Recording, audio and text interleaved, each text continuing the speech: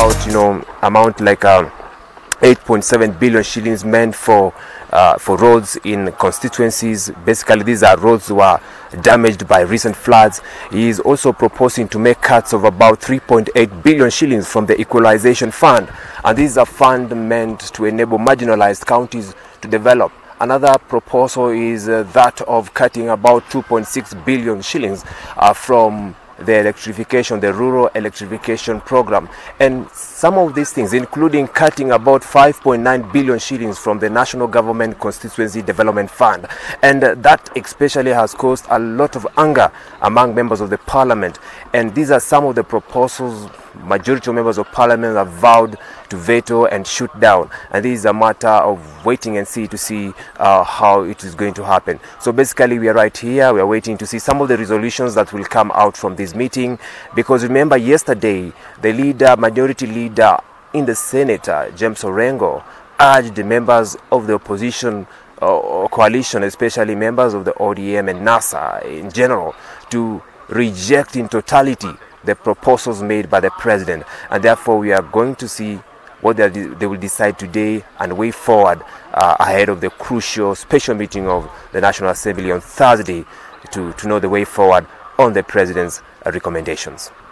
Vincent, at the beginning of your update, you said this is a session that they would be ventilating.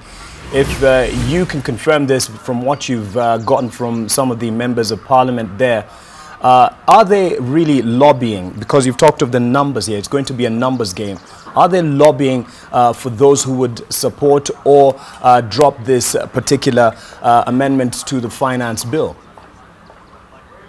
Basically, I can term it as a lobbying because as you know, according to the party leader Raila Odinga, you saw 2 days ago, a day ago, the Orange leader Raila Odinga and his co-principal Kalonzo Musyoka supported the president's decision to reduce the VAT tax from 16% to 8%. Basically, the top leaders are pro what the government, what the president has recommended. Remember the issue to do with the handshake.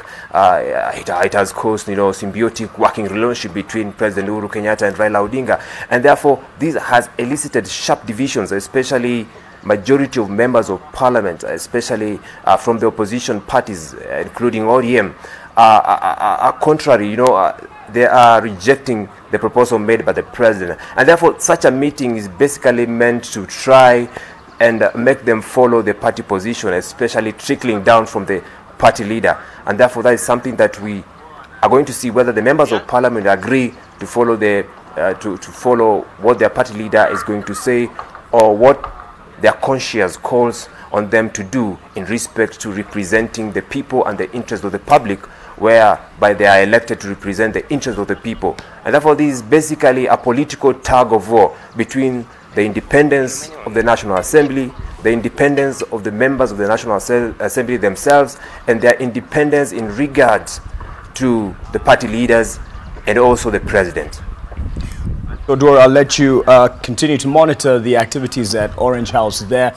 And as that goes on, it is reported that the same lobbying, we could call it, is happening with the Jubilee members of Parliament. We'll confirm where this is happening. Some say it's at State House. We'll get a confirmation of this and see how it'll play out in Parliament later on today in the first special sitting, which will then be followed on Thursday with another session. Bernardo Juang, as I mentioned, is also live from Rongo to get some reactions in anticipation of what will be discussed in Parliament today.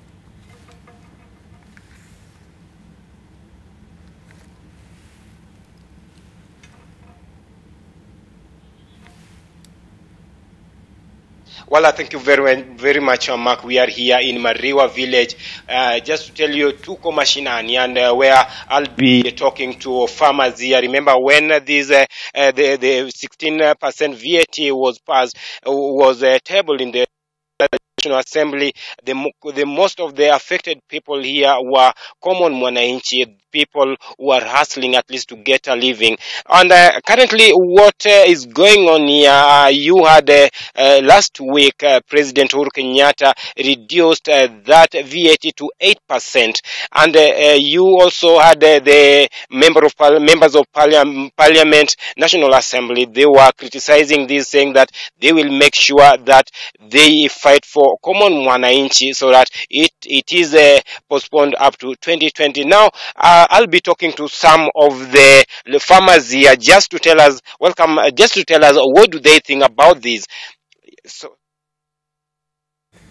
Bernardo Juang there from Mariwa village, as he says, tuko mashinani, and that signal is very mashinani. We apologize for the grainy look there, but he will be getting their views in anticipation of what will happen in Parliament, but also the effect that people can expect. First of all, with the 16% fuel levy that is has already been implemented, and now that they're expecting an 8%, whether they welcome it or not, and what they would expect their members of Parliament to do as they represent them today and into the week as this conversation continues. And yes, pressure is mounting on members of the National Assembly to veto the presidential reservations on the 2018 Finance Bill.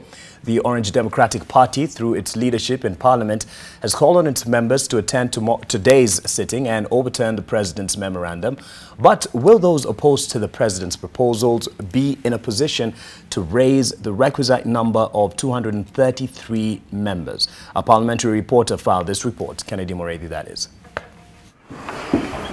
Lobbying was at its peak, with MPs opposed to the recommendations from the President on the 2018 Finance Bill, seeking to win support from their colleagues. A bipartisan approach is being explored as MPs from both sides of the political divide seek to raise the required number of at least 233 MPs to overturn the recommendations of the President that include reducing the VAT on fuel from 16% to 8% and a proposal to reduce the National Government Constituency Development Fund as well as the Affirmative Action Fund. Sana sana ukiangalia hizi safari za ngambo, rais ameenda mingi hata kuliko Mkenya yoyote. Apunguze, arudishe hiyo pesa kufanya mambo mengine. Pia tunataka apunguze bajeti ya waziri ya Ministry ya Defense. When you remove 5 billion from CDF, you are actually saying, like Mumias West, which I represent, has over 120 schools. You are telling me that I should not build classrooms. We have a huge appetite for borrowing, and that huge appetite for borrowing has impacted negatively on the living standards of many Kenyans. There is no reduction from 16%. It's an increase from 0% to 8%. A WhatsApp group under the name Supplementary Budget 1 was formed on 15th September to rally MPs to attend the Tuesday meeting in an effort to raise the required numbers. The administrators of the group are both Jubilee and NASA members.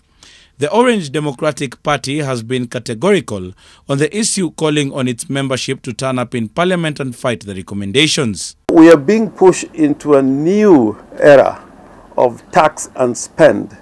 And if we are going to follow that narrative of tax and spend, we are going only as a nation, and more particularly as a parliament, merely support the extravagant excesses of the Jubilee government. Cabinet secretaries have also been on a charm offensive, calling on MPs to ratify the President's recommendations, arguing he means well for the country. I would ask members of Parliament, saide muna jadiria VAT na other development issues. It is important because we are the one who oversight to see that wananchi get their development agenda. For us to move forward as a country, we must invest in infrastructural projects. Political parties have called their members for parliamentary group meetings in the morning before the afternoon session to ensure that they are all reading from the same script. The Jubilee Party is expected to prevail upon its members to drop their hardline positions and support the President's recommendations. This thing of calling members in State House and in Orange House is equivalent to cartels that want to buy members of Parliament. The President should let elected leaders make decisions, not to command or force or coerce members by calling Jubilee members to State House. No amount of intimidation from the executive and even the handshake will allow the members of Parliament to think otherwise on what they tend to believe as far as the VAT is concerned. I will look at my diary on what I'll be doing, because if I'll be busy, I'll not go to State House tomorrow for that meeting. Parliamentary group meetings are always known to provide the political direction to members of Parliament once a contentious matter is to be deliberated and voted on in Parliament. It will be interesting to see the behavior of these same members of Parliament once their particular political parties call them and provide the direction. Kennedy Mureithi, NTV at Parliament Buildings. That was yesterday's latest reactions, and we have one of the members of Parliament in studio, that is Tindi Mwale from Budgetary, and an economist in studio just to give us some numbers perspective, not influenced by the political sway that is at play and that can be seen to be influencing what will play out at 2:30 this afternoon in Parliament. But we'll get more of that in a bit. Kennedy Mureithi is at Parliament. He will be there for a better part of this day to give us an update on what to expect and if there's any activity at the moment. Well, we know it's at 2:30, but there must be some activity there. Well, Mark, this week promises to be a very interesting one in the political scene, as it is expected that members of Parliament will be discussing the 2018 finance bill, and this finance bill has actually caused so much uproar amongst members of Parliament and Kenyans in general with regards to some of the recommendations that have been made in that particular bill.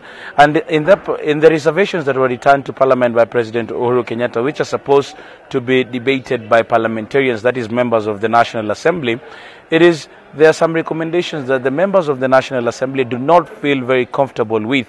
One of them is the 16% VAT on fuel products that was brought down from 16 to 8%. And according to President Uhuru Kenyatta, it was inevitable and it had to be brought on board.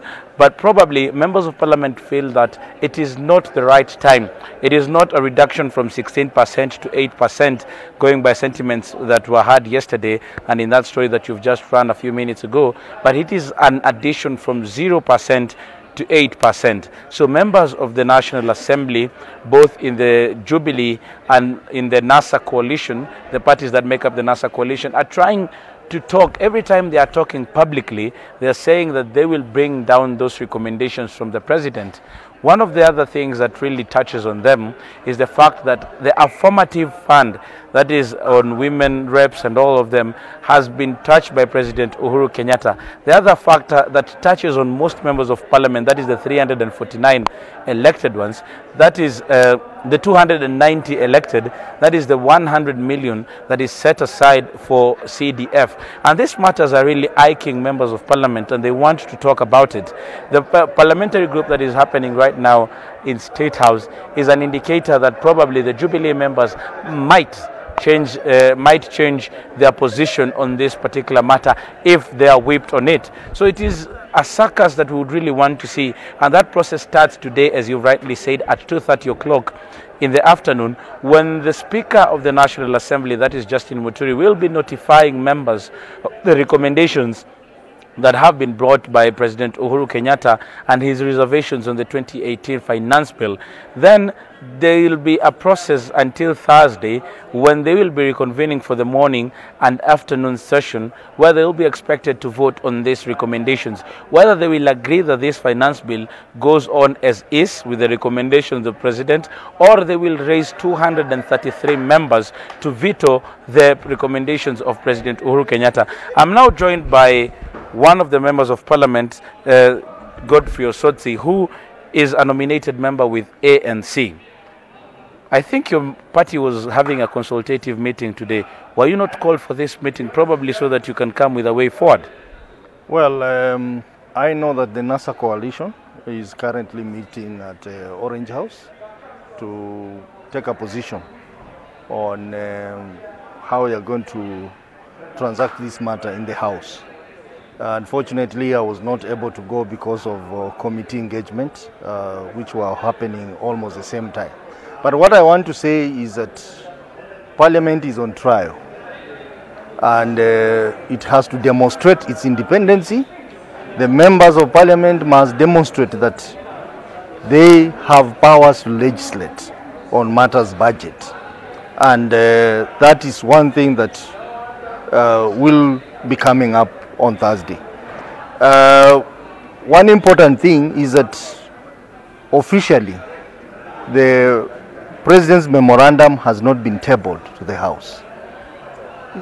So the Speaker this afternoon is going to read out the President's memo, and that, in my view, is what will trigger a series of activities.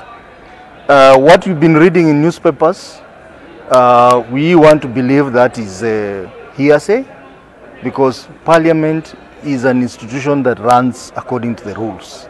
So we will be waiting for the memorandum from the President to see what is contained in that memorandum.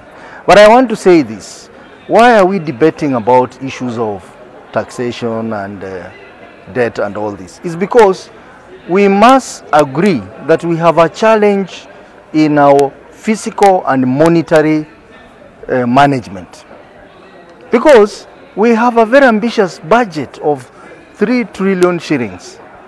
You are aware that President Kibaki did so much with 1 trillion budget, but we are yet to see anything tangible in the Jubilee regime that can equate to the 3 trillion budget that we have. So does this mean that... So before I finish, so these are some of the issues that we are raising. And we are saying, looking at some of the votes that have been brought forward to us, some of them are very unrealistic. For example, the national social safety net, the government has put in 26 billion. This is money to help the elderly. But we go to our villages and ask elders whether they have received this money, they say no. So these are some of the monies that is wasted along the way. And we have other various votes in that budget which we will be looking at. So we do not need to tax Kenyans more if we have votes that we can do away with, and excess money be used to fund important projects. Well, Mheshimiwa, there is that matter that you've actually touched on, and also the 26 billion that you say has been set aside for the elderly, and they say that they're not getting it. Probably, are we willing as Parliament to look at this matter with a tooth comb and not just bring it down, because probably it touches on what members of Parliament that were elected are going to be getting, and also the affirmative action? Are we going to reallocate and look at it, rethink what the President is bringing to Parliament? We must avoid fixation on the issues about CDF and NGAF, because these are two very important funds that Kenyans feel on the ground. In fact, Kenyans feel CDF and NGAF more than even the county government projects. So what we are saying is that you cannot go and say you want to tax NGAF, you want to remove money from CDF and take that money to finance the gap for votes which are not making sense at all. So what we will do as parliamentarians is that once we see the President memorandum, once we see the supplementary estimates, we look at them carefully and make amendments where necessary. But we cannot allow Kenyans to be overtaxed. Fuel is already overtaxed. We have taxes and charges which go to 58 shillings per litre. That is already very high. That is why our fuel is more expensive than Uganda. People who live in the border, like in Western region, would find it easy to buy fuel in Uganda than Kenya once this tax is introduced. So we are saying we are not going to accept the reduction of the VAT from 16% to 8%. We want it 0%. Well, if there is a budget hole, we are going to look at the estimates and consider areas that we want amended, so that we get that hole filled. But we cannot say that we are going to tax Kenyans more on fuel to finance projects which don't make sense. Well, Mark, that's some of the comments that are coming in, and it is actually becoming increasingly hard to find a member of Parliament who wants to say it publicly on national television that they are opposed to it. Probably there's another member of Parliament who's going to give us his name and give us his sentiments on this particular matter. What is your name, Mheshimiwa, and what do you think of the President's memorandum that is going to be given to you today? Probably you've not seen it, but you've heard people talk about it. What do you think of the sentiments that have been flying around about these recommendations that are going to come from the President this afternoon? Thank you. My name is Vincent Kemos Mugaka. I represent West Mugirango constituency in Parliament. We have had the memo. We have not had an opportunity to go through the memo, but what the media circulated, which I believe to be true, is that the President had reduced 16% VAT to 8%. And he has also recommended, has come up with proposals that they be cuts on affirmative action, that is GAF. They be also a reduction in CDF. They be reduction in emergency roads and all those sorts of things. I want to make it very clear here that I personally don't support, neither do I support the 8% reduction, nor do I support any cuts to national CDF, to GAF, or emergency roads. What we are saying, the fuel tax is already loaded. Fuel, as we speak today, is every taxed. Why should we pardon again innocent Kenyans putting 8% on fuel, which should be zero rated? Actually, so your vote is going to go to the no side? I will vote no, and I'm saying this. Let it go on record that we should even not only zero rate the same, but we should also go -10, so that we are able to reduce the price of oil from where it was before 16%, so that ordinary Kenyans will be able to afford. Because if you increase fuel, you increase livelihood of each and everything. Finally, I want to say this. The President ought to have consulted us. Actually, we are not subordinates to the President. In essence, we are equals. So he could have consulted us before making a decision of reducing to 8% or recommending the cuts. Well, this topic is actually bringing in more members of Parliament, and we actually also want to ask them, Mark, before you got into that interview with the Member of Parliament that you have in studio, is, Mheshimiwa, hasn't your party called for a parliamentary group meeting this morning so that you can come up with a common position? You'll probably start by telling us your name. My name is Alpha Ondiek Miruka, Member of Parliament of Machoga Chacha constituency, Kisii County. My party called a parliamentary group meeting. But to me, I'm decided. It's not fair for us to go start discussing something which is not right to our people. Remember, we are elected with the common mwananchi. We were not voted from our party leaders. Those who voted for us, they are suffering outside by imposing 16% tax. Remember, these are very poor Kenyans. We have several ways we can raise this money, not by imposing tax to these struggling innocent Kenyans. To me, I don't support. Let me ask you a question. In your own capacity, probably now that you're coming out strongly to say that you will oppose this, have you attempted to recruit any member who you will stand with in the House and say that both of us are either saying no, or 5 of us, 10 of us? Are you able to raise the requisite numbers, that is 233, noting that Jubilee has a majority of members in this House? Okay, this one is depend on personal decision of every member, but I strongly believe any member who was elected by a common mwananchi should not support this. Remember, all of us, including our party leaders, including the President, we are voted to be in these positions. And the essence of being here is to represent the needs of our Kenyans. Now, I strongly believe that most of our members, they will stand tall to oppose this. And I want to urge the government, let it be very proactive. Let it think outside the box. We have several ways to raise this revenue. Before we even start saying where we can raise the revenue from, we are supposed to make life of our Kenyans affordable, cheap, for our people to feel that they elected good leaders. But imposing tax for us to make the government run, to me, no, that's very much unfair. Well, Mark, those are some of the sentiments that are coming out here, and none of them actually wants to admit to that fact that probably they will be supporting these recommendations that are coming from President Uhuru Kenyatta.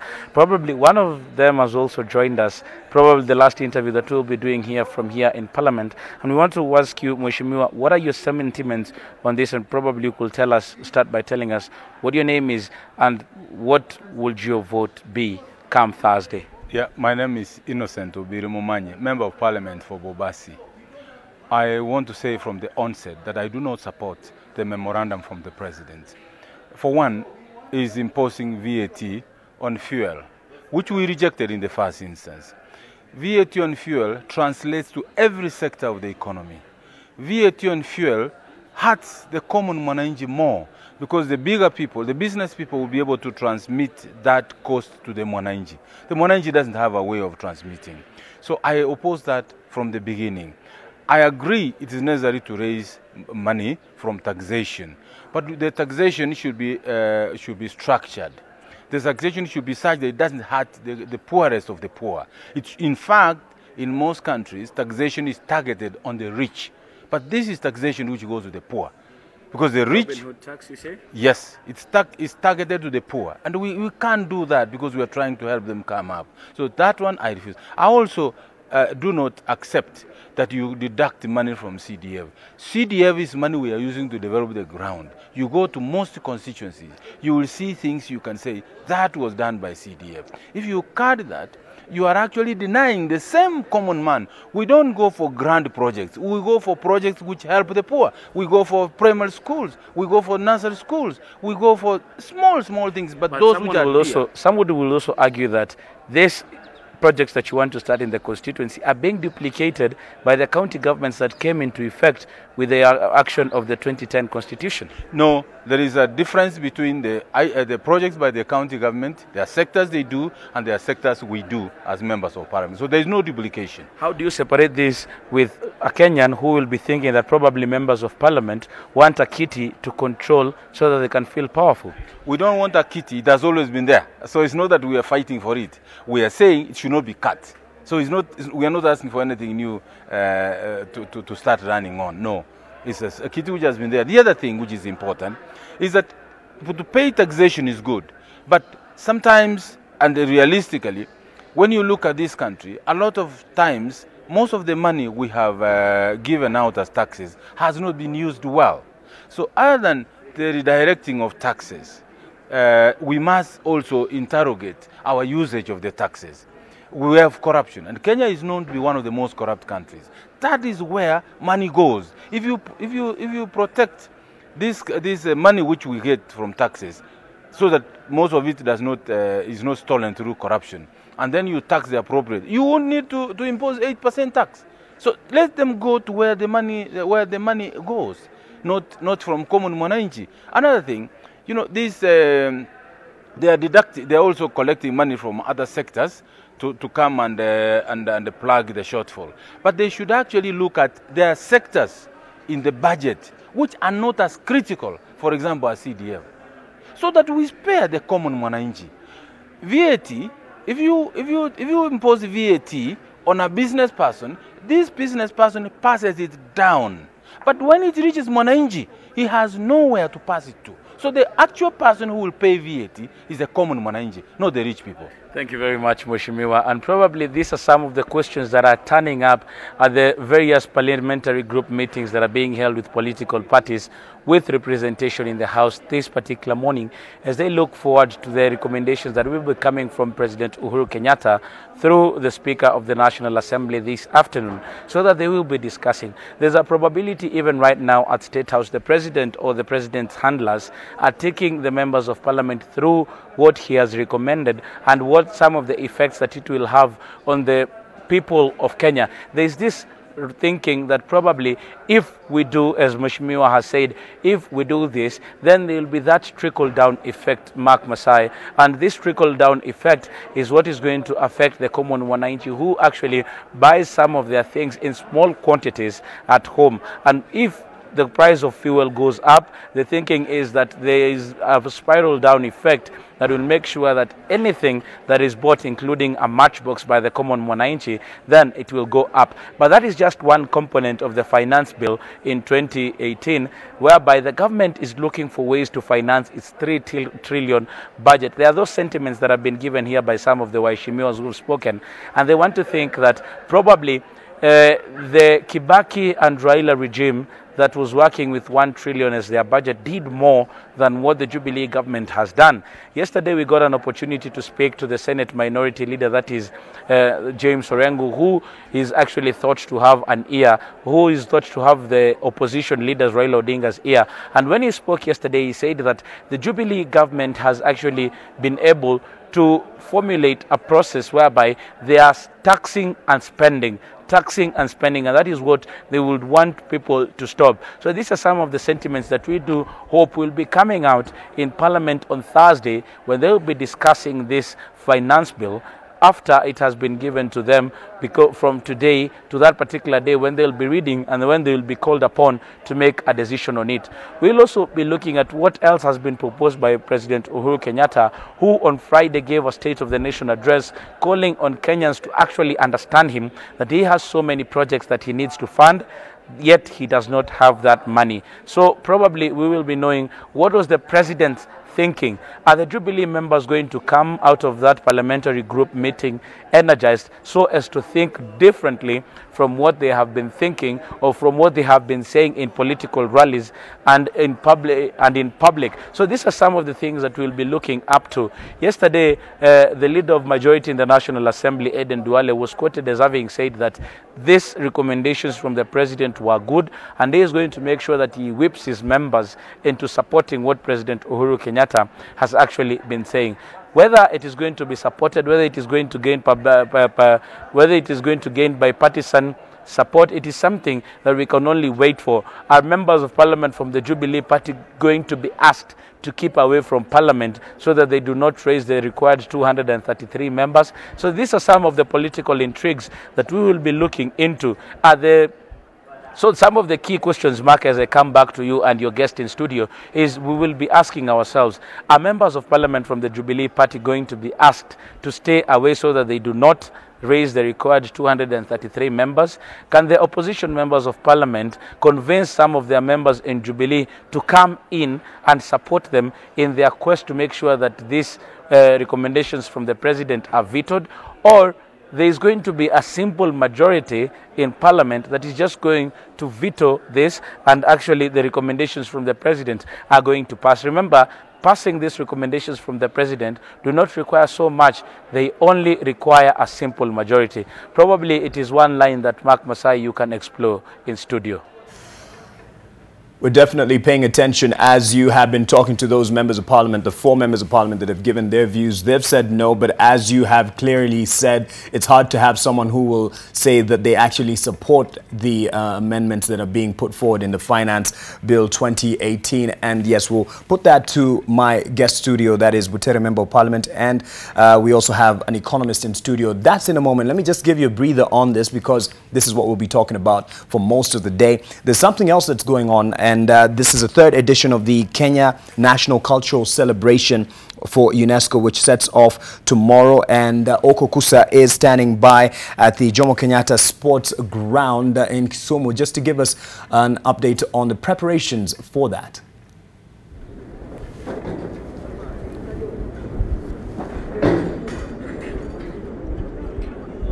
Well, Mark, as you've mentioned there, yes, preparations here at the Jomo Kenyatta Sports Ground in Kisumu is in top gear. That is according to the organizers of this event. Remember, this particular event is supposed to run for 5 days. That is from tomorrow all the way to 23rd. That is on Sunday.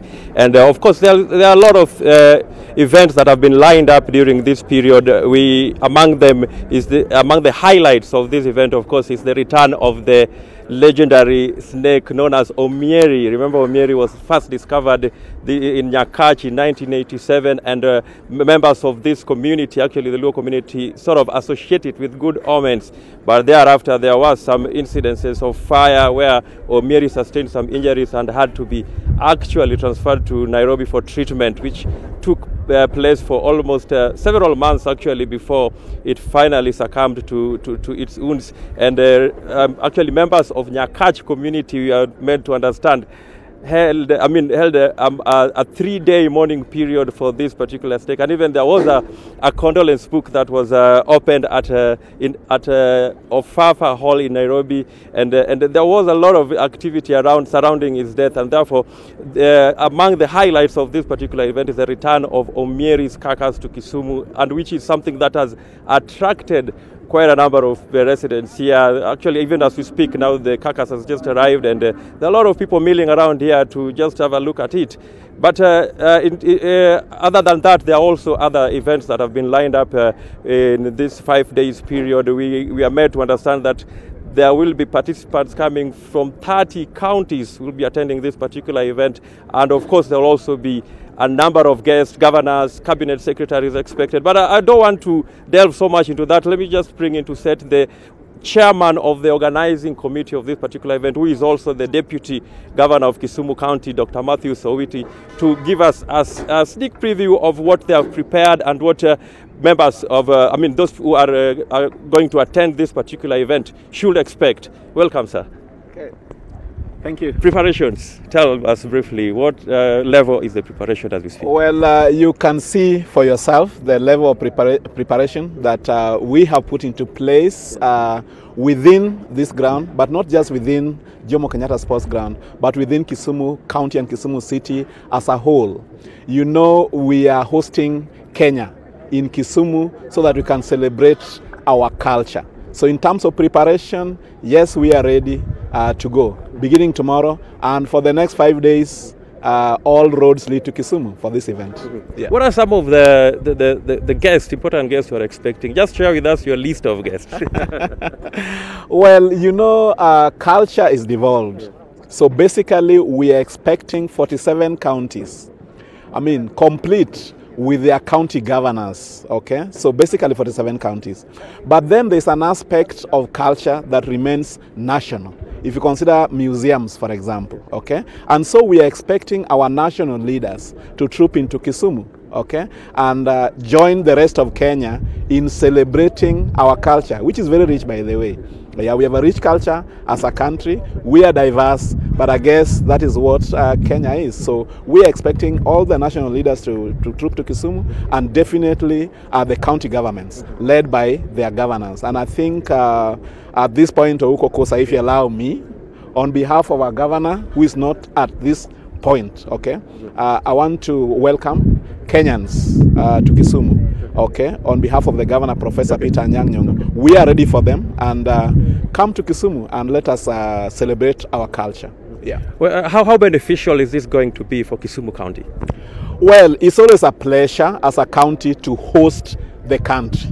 Okay, you know, this is the third celebration and it's coming to Kisumu. So for us, that is big.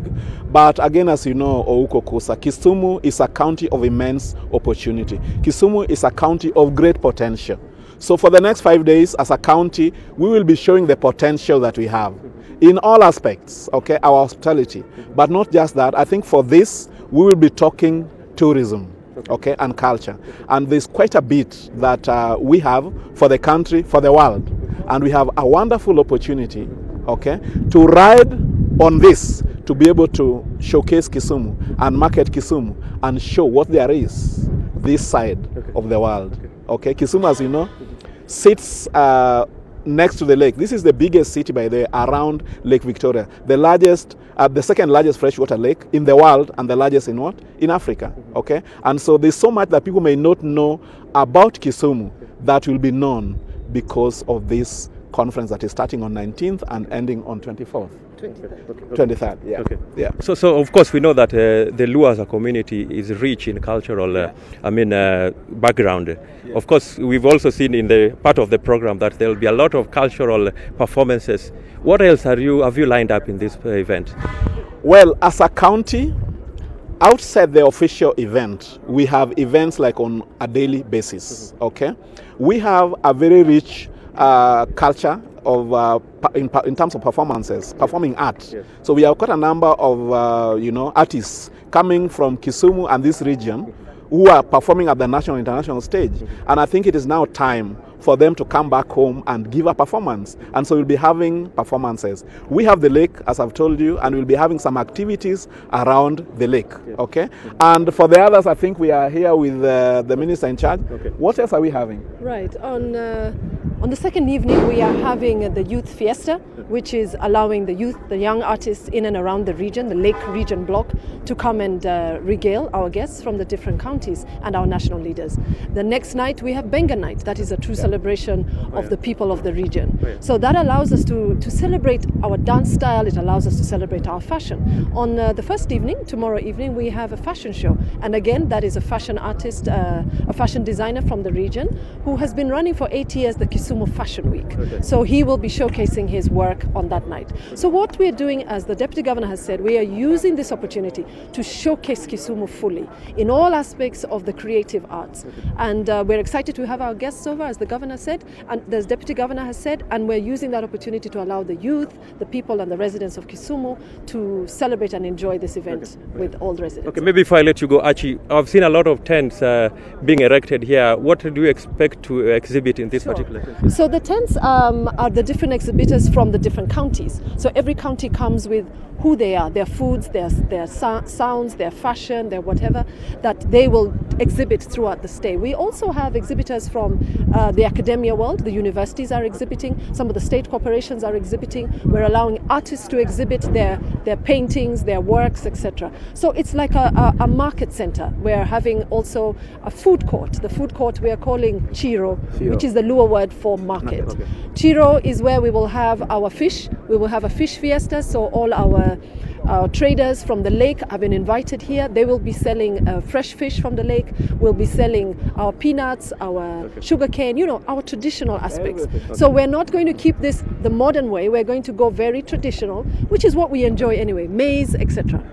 Well, thanks, Archie Alai. That is Archie Alai, the CE of Tourism Kisumu County, and also the Deputy Governor for Kisumu County, Dr. Matthew Sowiti, who is also the chairman of the organizing secretary of this particular event. This is the Kenya National Cultural Celebrations for UNESCO, which kicks off here in Kisumu tomorrow and runs all through the way to 23rd, which is on Sunday. Remember, at the same time, NTV on the road will be here in Kisumu on Saturday and Sunday. That is after touring Siaya, which is just the adjacent county. So there are a lot of activities lined up for this coming weekend here in Kisumu that a lot of people coming in, of course, and as the governor said there, that this is going to be a big event for the county as well, and also for the community here in Kisumu. As I've mentioned there before, remember Omieri has returned home, and there's a lot of hype around it. There are a lot of people who have gathered here today to just see what this legendary snake is all about.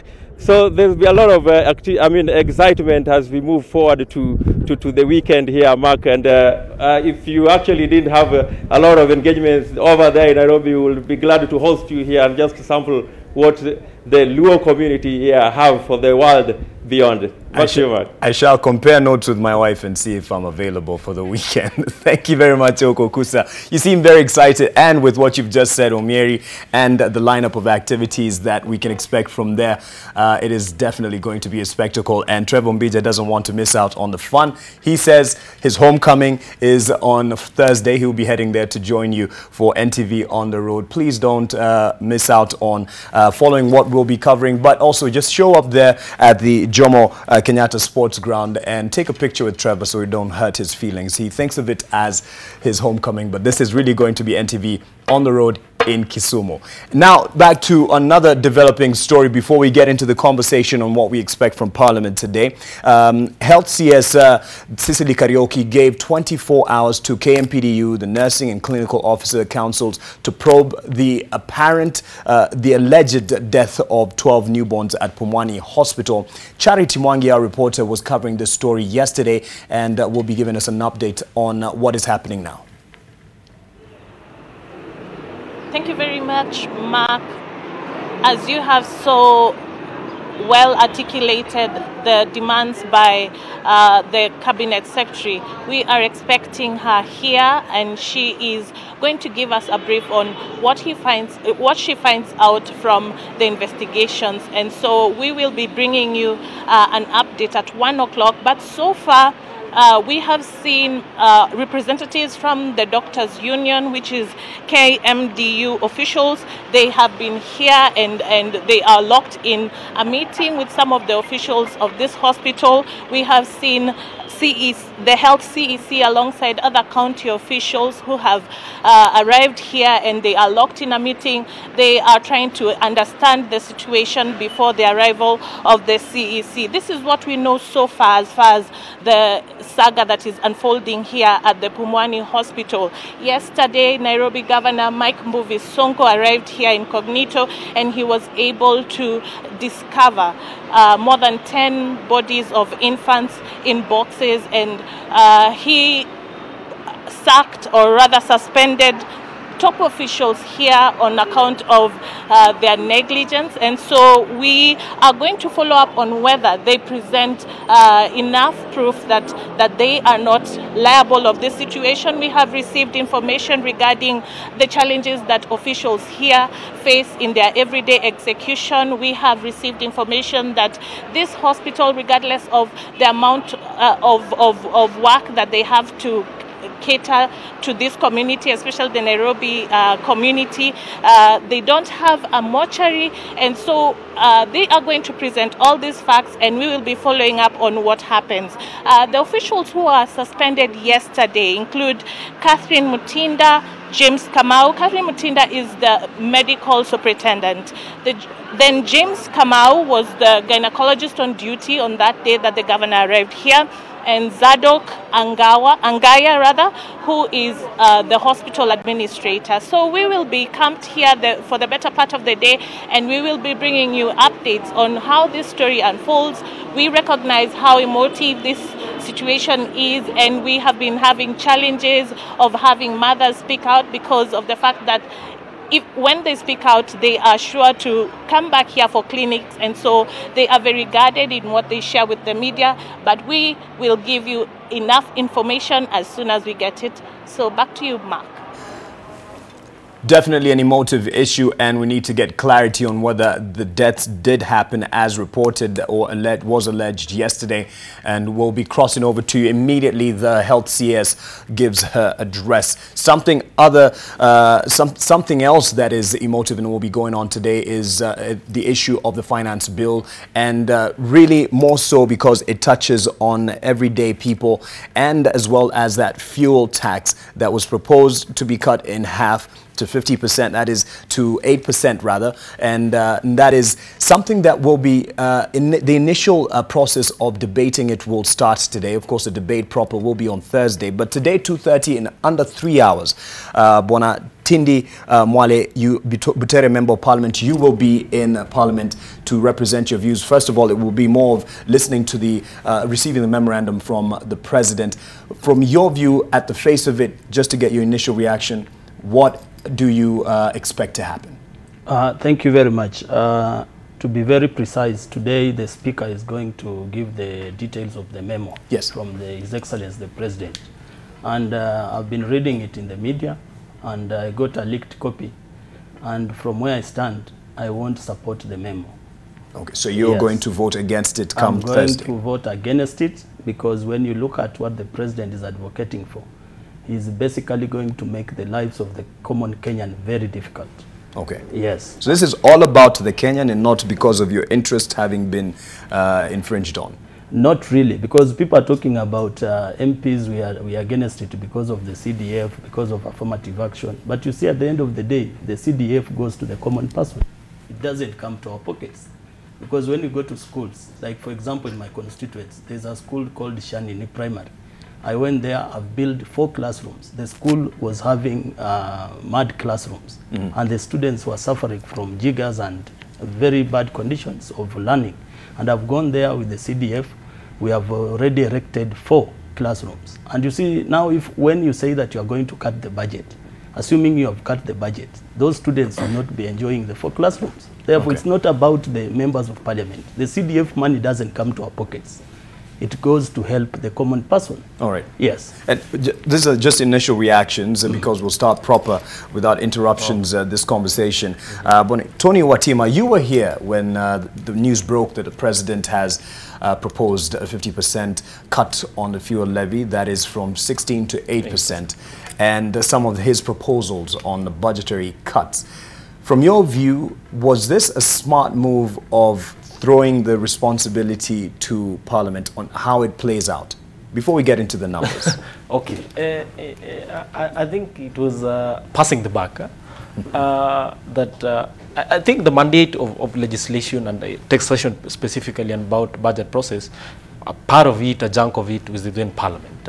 But what I find it is that this top-down model that the President gives what he needs at Parliament, and then Parliament is expected to rubber stamp.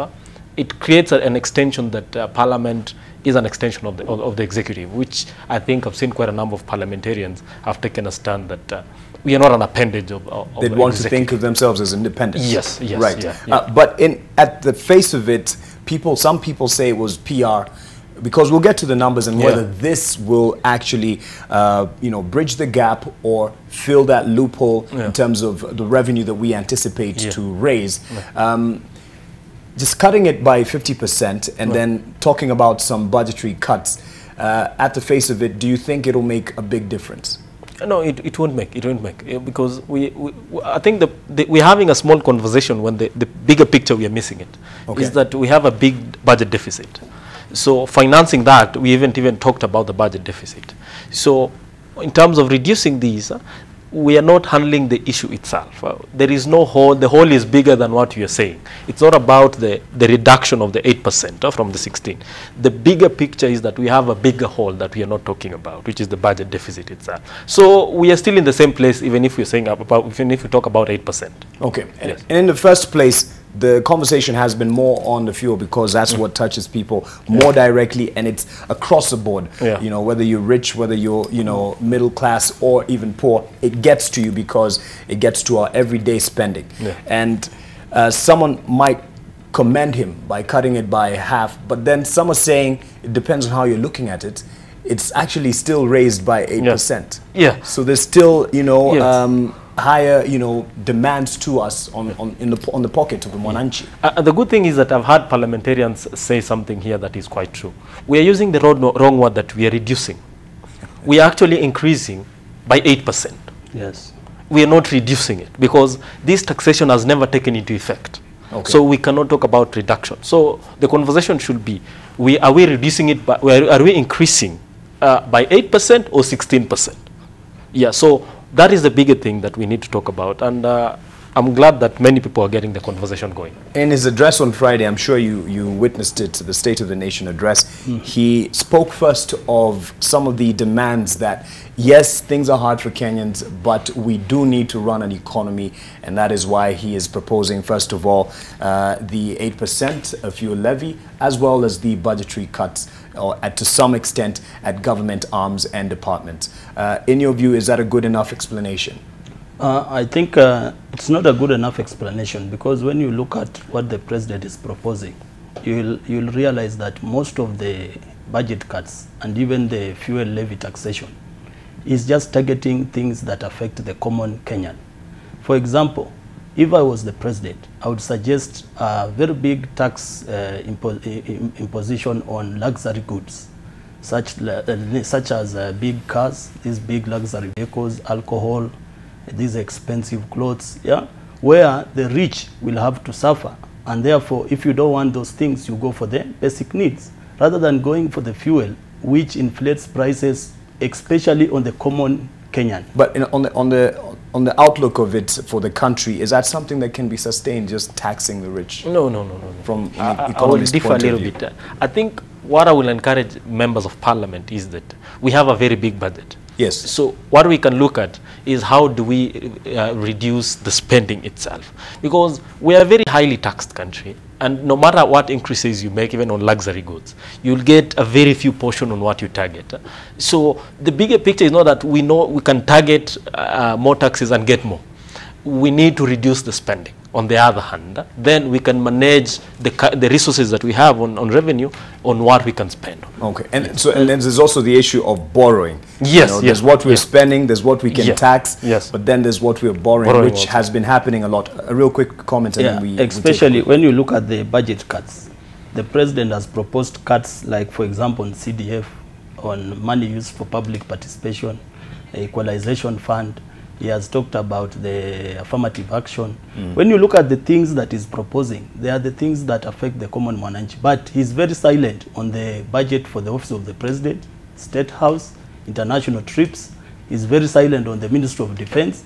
Every day we are buying artillery. Kenya is very peaceful, doesn't have any neighbor who is disturbing Kenya. Why doesn't he? He should go and cut those budgets rather than going to budgets that are going to affect the common lives of the common Kenyan. Besides just affecting the lives of the common Kenyan, some might say it also affects your fortunes as a member of parliament, because CDF also makes you look good. But we're getting into that right now. Also the figures of our debt, the figures of the budget we're working with, and as well as how much more we're bringing in through the borrowing that we've been getting into in the trips that Hugh said he has been making, as we come back on NTV Today. Stay with us.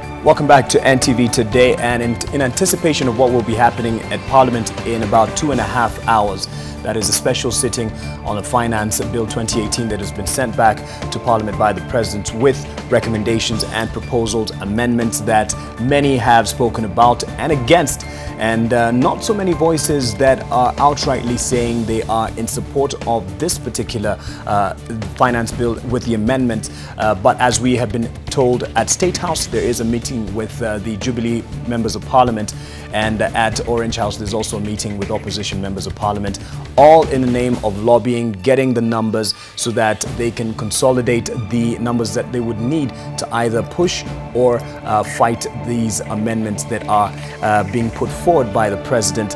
And in the studio, we have a parliamentary member who says he is going to be against it, and he has his reasons, and we can look at the alternatives. But let's get to the figures right now in terms of, from Tony, we're looking at the budget that we have and the debt that we have. Yes. Where are we at, and is it something that we need to be worried about?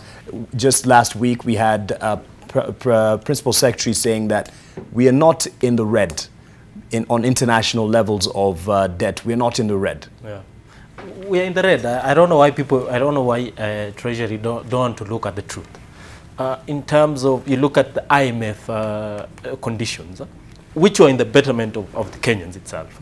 It talked about that 3% fiscal deficit. We had 7%. You talk about inflation we've managed. We talk about debt servicing. We are using around 50% of our revenue collection to pay debts alone. In this fiscal year 2018-2019, we are going to pay 870 billion in servicing debt. Yes. So you put up the salaries and wages in public service, that is the public wage bill. Public wage bill is 700 billion. The previous year it was 679, it's expected to come to 700 billion. So you add 870 to 700, you get around 1.5 trillion. Revenue that KRA collected in this year that just ended is estimated to be around 1.4 trillion. So we are already on a deficit. A negative there. From the revenue allocation alone. We haven't factored in that there is revenue that is supposed to go to counties, 340, is not there. We talk about even judiciary, 15 billion, it's not there. We talk about parliament, that is 36 billion, it's not there. We talk about the ministries itself, it's not there. So we are in a crisis, especially on a cash crunch within Treasury. There is no money that we can facilitate. And the biggest issue that we are going into this fiscal year is that we are going to borrow because it's stated in the Constitution, we borrow for infrastructural projects. Yes. In this year, we are going to borrow to support also recurrent expenditure, which will be also unconstitutional. Those are the facts of the matter. So we're in the red. Then someone would say, inevitably, Kenyans, we have to, as actually has been quoted, bite the bullet on this one and accept this fuel levy. Now it's at 8%, the proposal that is being put forward. It's one way of raising the money that we need as a government. No, you look at the budget itself entirely, is that we are talking about a deficit of 560 billion we have. So you remove the tax. Let's say even that's included by plus the VAT that we are talking about 16% is included in that. So if this VAT doesn't go on, we're moving it to 600 and something. So it's a drop in the ocean. We are saving very little in terms of budget deficit. So the bigger conversation that we'll be having is how do we trim our budget and live within our means? It's not about the 16%. You're only getting 70 billion. Your budget deficit 560. It's just a drop in the ocean. You're not saving anything. There are people who are talking about reducing parliament itself and its allocation. It's a drop in the ocean. The biggest conversation that we have, that IMF even is strict on the new conditions, is that we need to reduce our budget, live within our means. And that is the bigger thing that we need to have. I'm sorry that the memorandum didn't talk about it. It talked about very few aspects. Yes. But we need to trim this budget by around 200 billion. That's where the conversation should be. And then, as a member of parliament then, when you hear there are some recommendations to touch what goes to the constituency level in terms of the budgets, isn't it in the interest of the nation to get us out of the deficit? So whether it touches the CDF or not, in the general interest of Kenya's economy, isn't it something that we should all be looking at? There are compromises that should be made, in all honesty. That's true. I'll accept that in all honesty and everything, we need to look at the way we survive as a country, especially when it comes to the debt servicing and the way people live. But when you look at the presidential memo, he's not being sincere when he talks of the budget cuts, because I've already highlighted he's only touching on institutions or funds that affect the lives of the common Kenyan, and is not addressing these other units which are, number one, more corrupt, which are overspending, which even sometimes the Auditor General has questioned like 60% of the expenditure. Like which units are you talking about? Like, for example, let's look at State House. State House, when the president, when former President Kibaki was in office, he used to have a budget of 8 billion. Right now, President Uhuru has got a budget of 17 billion. Recently, the Auditor General said that the State House is not able to account for 60% of that budget. Then let's go back to another office, such as the Ministry of Defense. Mm-hmm. It has got a budget which sometimes even they don't want to disclose. And yet when you look at Kenya and our neighbors, we don't have situations which will make you buy jet fighters or more artillery. But there's always there's the current threat that's alive every day of terror. Yes, it is there, but when you go into reality, you'll find that these threats are being managed by AMISOM. AMISOM is being funded by international bodies. And therefore, some of these other ministries, such as we have an Office of the President, we need the President to be realistic. Charity begins at home. Mm-hmm. He should first of all cut the budget in his own dockets, then tell the members of parliament or other Kenyans that now let's increase tax here or cut budgets. Mheshimiwa Mwale, it sounds it would sound at least that you're saying not just us, even you in Kenyan English. So if indeed he does make cuts within State House, then would you be okay with him touching your turf, so to speak? Especially when you look at what is cutting and the economic conditions that Kenyans are facing. You know, it's very unfair. You are taxing fuel, then again you are telling Kenyans that you are being helped by CDF, I've cut that one. You are getting electricity using the transformers, have cut by 1.6 billion. Yes. The equalization fund, he has cut again. Then you come back to parliament, he has also cut 5 billion budget. So when you look at the reality, these things are going to make Kenyans to suffer more.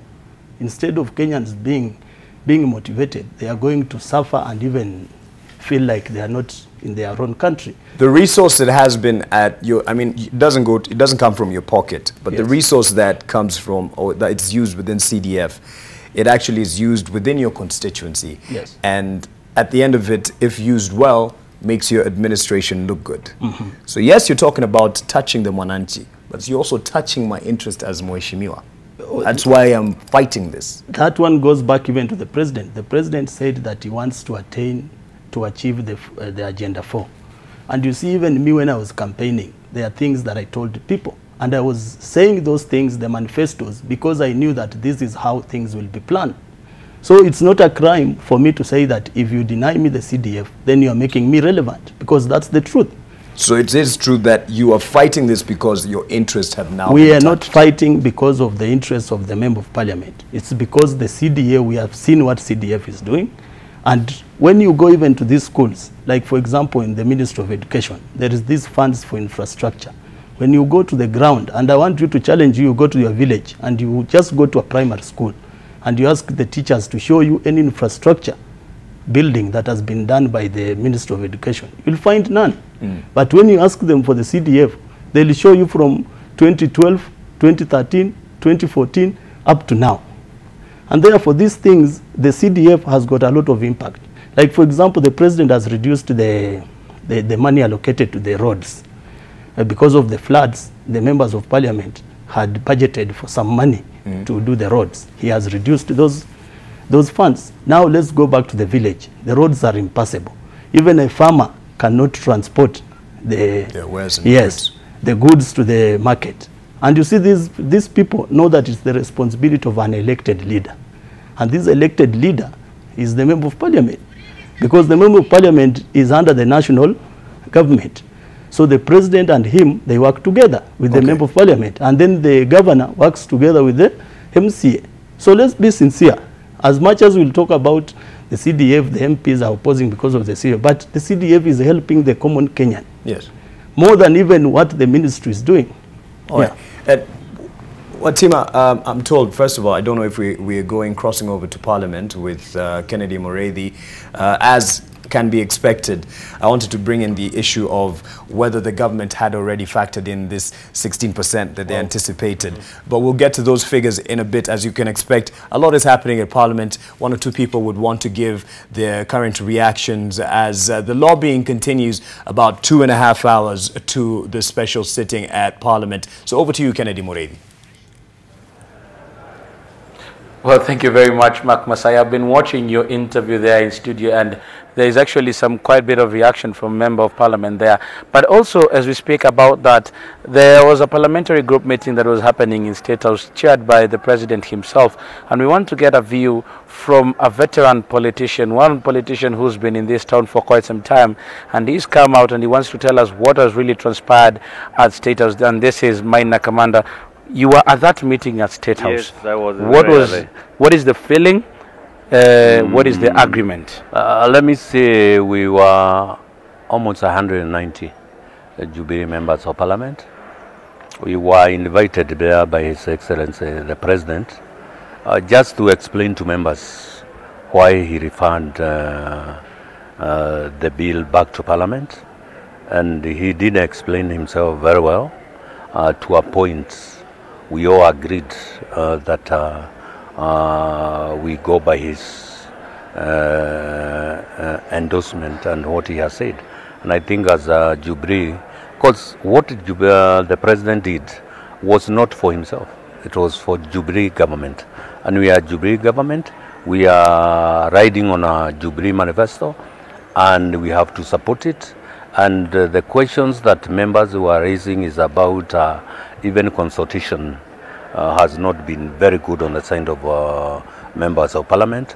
And it was explained, and it was very clear that next time, if there will be an issue that need the whipping of all members, at least the leadership in Parliament now will be more aggressive than ever before.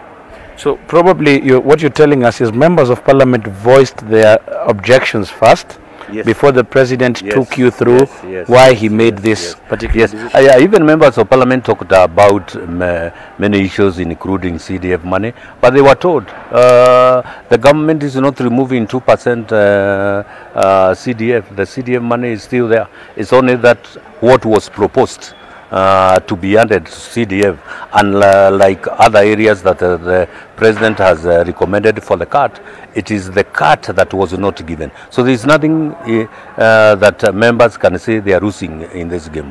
It's only that what was added that has not been implemented. And he put us through areas the government is going to cut, and somehow we all agreed with the President and the Deputy President. There was the contentious matter of the 8% VAT on fuel that had been dropped from 16% that you had deferred for 2 years to 8%.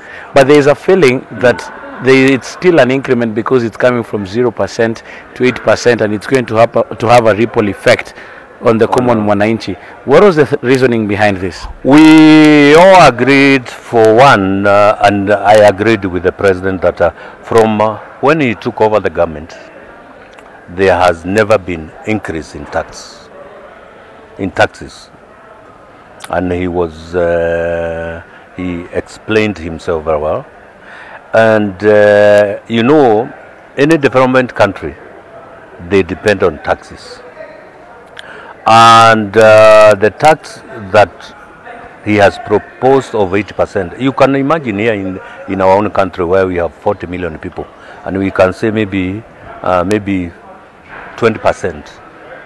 minors, they have not gone to the age of where they can pay the tax. Currently, the people who pay tax in this government, in this country, is 18%. Those are the people who have even given the return.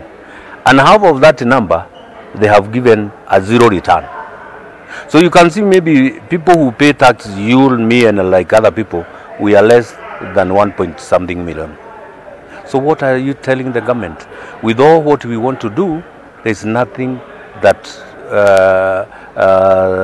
that can happen. And he has talked even about the way he's tackling corruption, how he's fighting corruption, and we are supporting him on that. So we are saying, as the 8% he had proposed, we as a Jubilee member, we are coming to support him this after, or we will support him on that day, on that 8%. Then there is the other question that has actually popped up, and it has been contentions with members of parliament, and this is with regards to the 0.05% that is going to be charged on housing. Yesterday the nation had a nation leadership forum, and there was so much comment about this.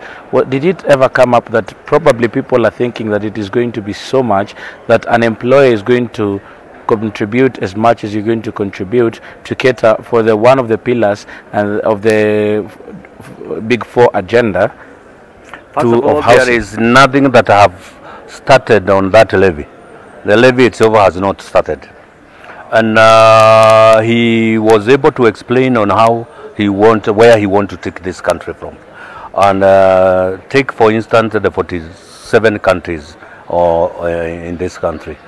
Counties are going to give land where it will be like public partnership with the county government and the people.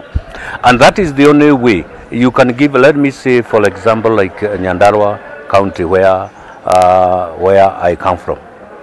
In Nyandarua County, we don't have houses.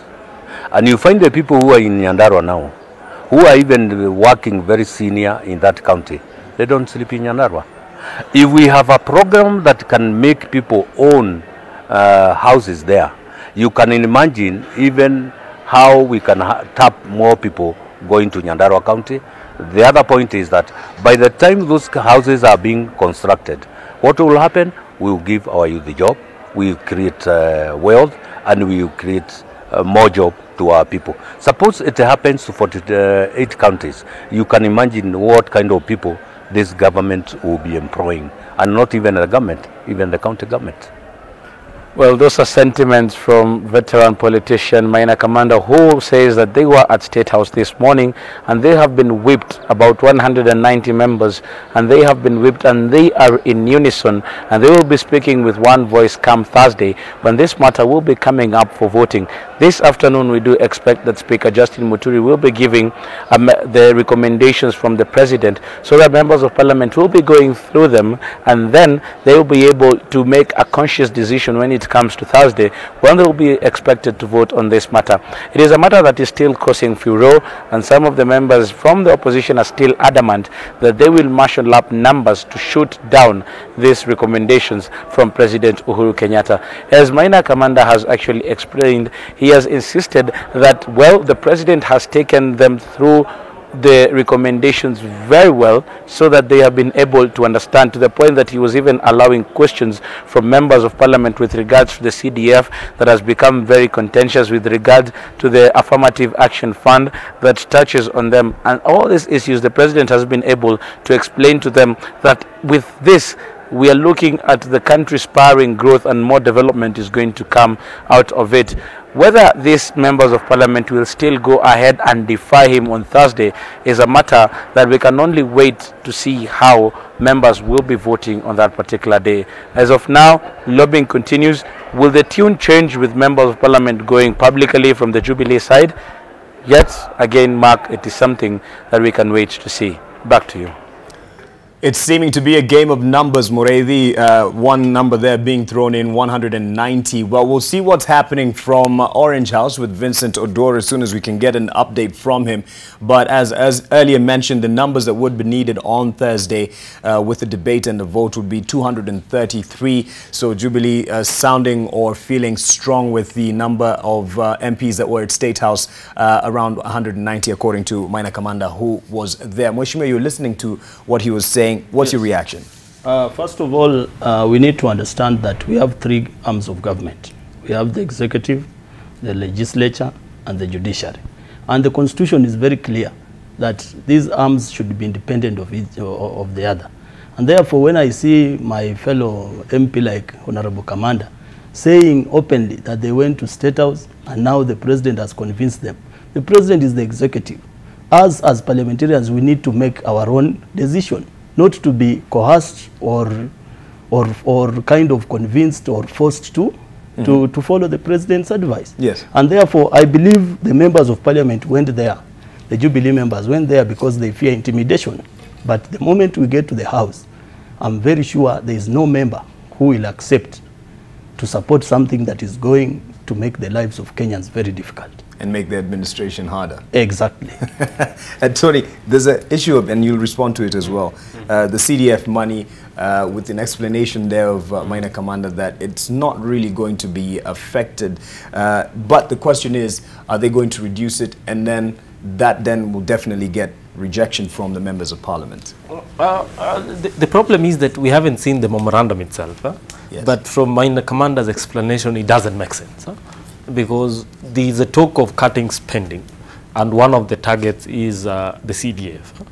At the same time, it talks that there will be no cuts in the CDF. So I'm torn, what exactly was he trying to say? But what MPs are saying is true, that the CDF, as amended today, is not managed by members of Parliament. So it's an independent body that, in fact, the allocation goes to the Ministry of Devolution. From the Ministry of Devolution, there is an office set up, a board. It's called the Independent CDF Board. Exactly. So those, they receive the money from the devolution. Then the devolution from the Ministry of Devolution. From that board, it goes to the management committees within the constituency levels. Now, the MPs are only patrons. So those committees are the ones who decide where those amounts are allocated. Previously, the members of Parliament will influence how CDF is managed.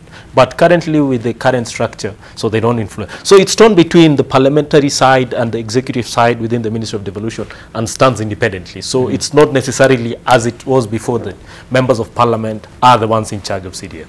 Let's try imagine that, Mheshimiwa, this CDF issue wasn't there, it wasn't being touched, the equalization fund wasn't being touched. Would you then support this finance bill as has been passed, as has been recommended by the President? No, I won't support, because even initially we had objected the 16%, and therefore we are not talking or opposing the President because of the CDF. You see, at the end of the day, the fuel prices affects the common Kenyan.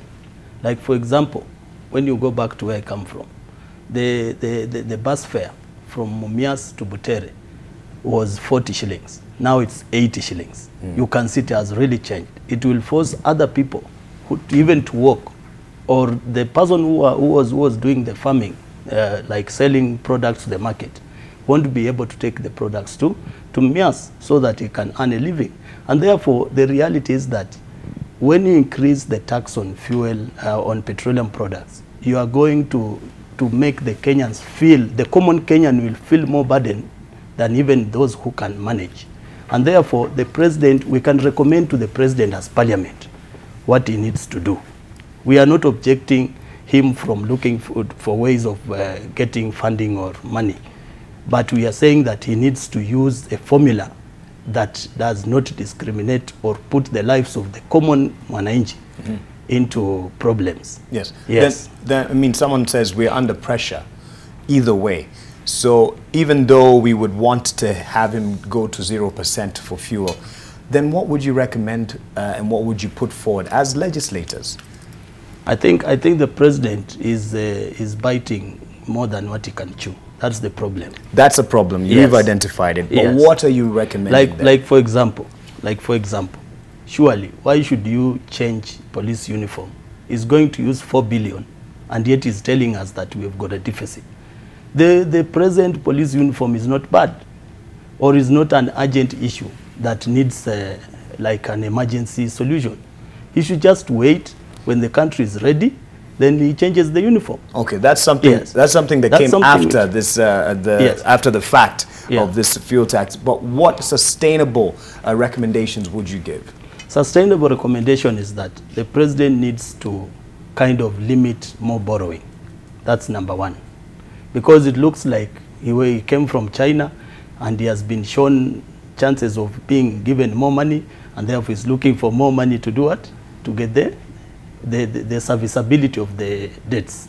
And therefore he needs to reduce on the borrowing. That's number one. Then number two, we look for ways in which we can tax products that not many Kenyans use, like the luxury products.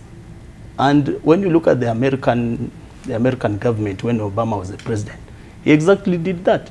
He reduced tax on the products that are used by common people and increased tax on products that are used by the rich. And therefore, those are the fundamental issues that the president needs to... As we think of recommendations that can be given or alternatives, Tony, there is a reality on the ground.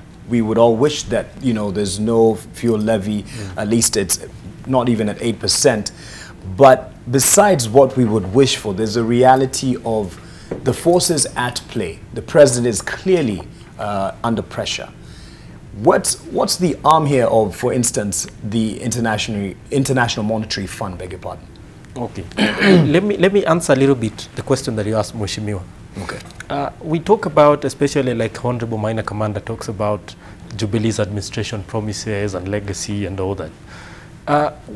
And I say this without political bias, that the legacy that Jubilee will leave, if we look at this memorandum itself, is that they will tax Kenyans to death. Kenyans will pay taxes through the nose and the teeth. This is the reason because, first, the 16% VAT. This is a consumption tax because it's a sales tax. So yes, when you buy things, you get. So it's a regressive in nature because it affects the guys at the bottom pyramid. Yes. Because you're trying to factor in the price of fuel as standard price for the rich and the poor. So the person who bears even 50 shillings, you know, for somebody, we have 40% of Kenyans living below poverty line. For these people, 40 shillings or even 50 shillings is a lot for them. Yes. So even if government takes that, it means huge. So it squeezes this 16% VAT, or even if it's 8%, it squeezes a lot of money out of the poor than the rich. Second, that people are not talking about in the proposal what I've heard is that there is a Robin Hood tax. The Robin Hood tax, in terms of that we are taxing M-Pesa and bank transfers. Now, you look at that model, is that you're taxing volumes, you're taxing turnovers. You're not taxing productivity, you're not taxing capital. Because if I'm moving money, it doesn't mean it's productive. Yes. So when you're moving money, you're taxing that movement. And you look at the picture of M-Pesa, the transactions are between 10,000 to 20,000. Those are the average transactions. You look at that, it targets the middle class. We have a floating middle class that if such taxes are coming in, you push them down to the poverty line. That's the second. The third is that you're talking about the housing fund. Mm-hmm. The housing fund, you're talking about 0.05% of salaries of employers. Now, this one targets specifically people who are employed in the formal sector because those are the guys, you know, their pay slips. Now, you look at the current structure that we have. These are the main guys who pay taxes because they are streamlined. You have a PIN, you have a pay-as-you-earn. KRA can identify your pay slip and they deduct a pay-as-you-earn. So these are around 3 million people, plus the 700 within government, within public sector. You look at 16% of working population. We have around 12 million not paying taxes in income tax. Now, you're bringing a burden of the National Housing Fund to the 3 million people, a small percentage. What kind of a tax is this that you're saying in this memorandum? You're only taxing Kenyans because of your legacy. Yes. In the 5 years that we're talking about when they leave, it means that the only legacy Jubilee will have is that they are taxing people to death. Higher tax, not high, you know. Yes, very high burden. But coming to the question on IMF, one of the biggest problems that we have is that we have a very weak parliament. Weak parliament. He needs to hear that. Yes, very weak parliament. Yes. Because parliament has become an extension of the executive. And we are here because of parliament. Reason being, we've overborrowed. One of the main things that within current law is that parliament has the debt ceiling to decide on how much government can borrow. Every time that in the previous 5 years that Treasury has been moving bills and finance bills and budgets, they have always been given what they want. Whether it's borrowing, whether it's revenue estimates and all that, Parliament has been passing it. We are here because Parliament removed a debt ceiling in 2014, moved it higher so that Jubilee can continue borrowing more. Yeah. Now, we are in a debt crisis because Parliament did do its job. IMF has come and said what we agreed in 2013 is that your borrowing will be reduced to a manageable level. Your budget itself will be reduced to 5% deficit. Now, today, we are not around that. Now, what that means, Parliament, what IMF is telling us is that you guys have mismanaged your economy. You need to look at what you're doing. Now, what the president is trying to do is that he's trying to have both sides of IMF who are telling him, you need to reduce your spending, you need to reduce your budgets, you need to reduce, put your management of the economy together, because it talks about the interest rate among the conditions and all that. At the same time, you talk about an overburdened taxpayer. So you have IMF telling you need to increase your revenue base. On the other hand, the taxpayer is telling you we've had so much taxes, we can't pay anymore. So they are caught in a hard place and the rock, and it's an own making. It's not that it's IMF. That's the biggest thing that we need to take into fact. This is a problem that we have from the executive and Parliament. All of them drop their balls. That we are here in this position today. Yeah. So I will not want to be in the position of the Treasury, because on the other hand, you're in serious problems, on this hand, you don't know what to do. Somewhat damned if you do, damned if you don't. Yes. The element then of Parliament, because it's being thrown at executive, that they're not doing enough. The executive is not doing enough, and we should throw the blame to them. But then he brings up an issue. You've said the government should borrow less, but then it's also on you. You can influence that process. Yeah, it's true. I want to support my brother here that Parliament, we have a weak Parliament, as in the opposition side, because majorly because of the handshake. Because of the handshake, nowadays it looks like even those that were in opposition tend to behave as if they're in government, and that's one of the major problems that we have.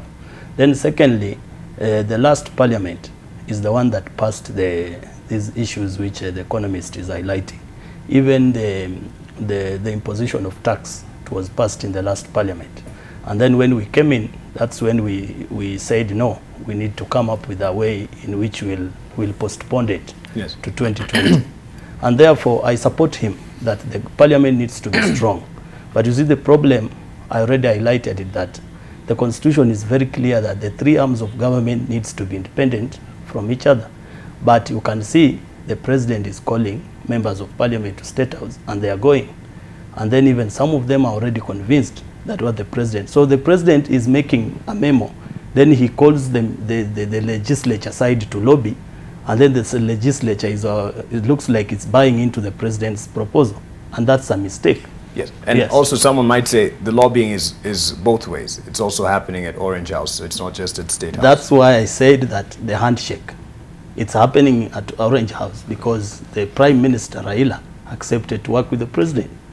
And there was a day I addressed the media and I said, instead of us going for the handshake, and we make decisions which the common Kenyan is suffering, we better get out of the handshake, then we go back to the streets.